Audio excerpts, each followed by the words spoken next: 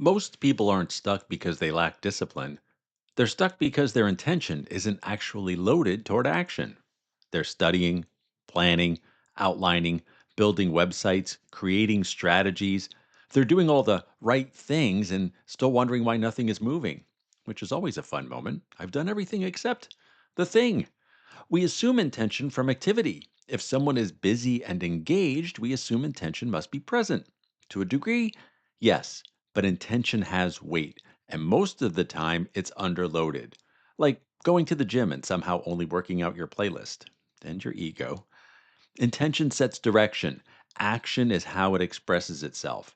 When they align, momentum compounds. When they don't, you get activity that looks responsible and goes nowhere. Here's where most people quietly stall. What does work is the following flow: goal to intention to action to result. Obvious on paper, tricky in practice. Earlier this year, I decided I wanted a side hustle in voiceover. And I did what I do best: studied, planned, researched equipment, platforms, demos, pricing, even how AI might change everything.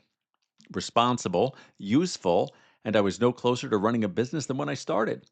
At one point, I knew so much about microphones I could have taught a class, still hadn't recorded a single word.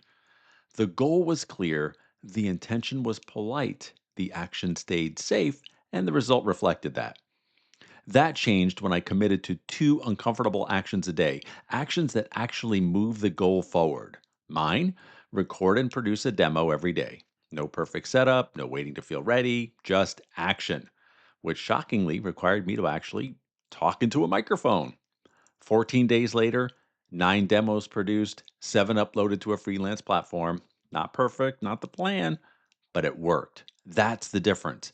Intention stopped setting the stage, it started pulling me forward.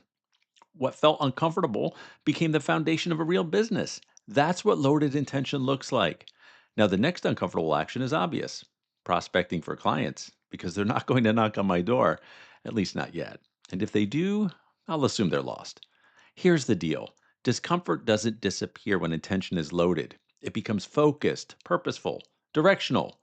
At that point, action starts revealing what you actually believe. Because loaded intention asks a question: what price are you willing to pay? Discomfort, exposure, rejection. Underneath all of it, self image. And self image is always like, are we sure? Like, we could just tweak the plan again or take a nap.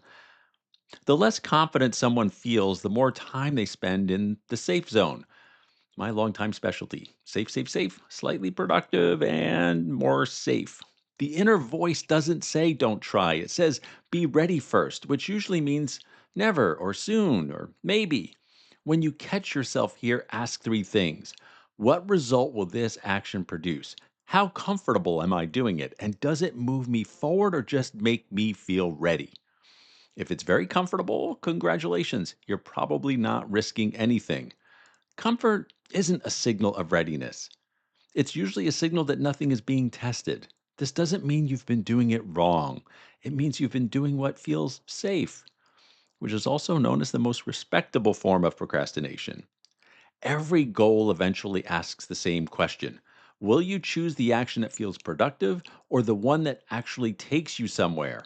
One feels good in the moment, the other changes your life. And yes, it usually makes you squirm first.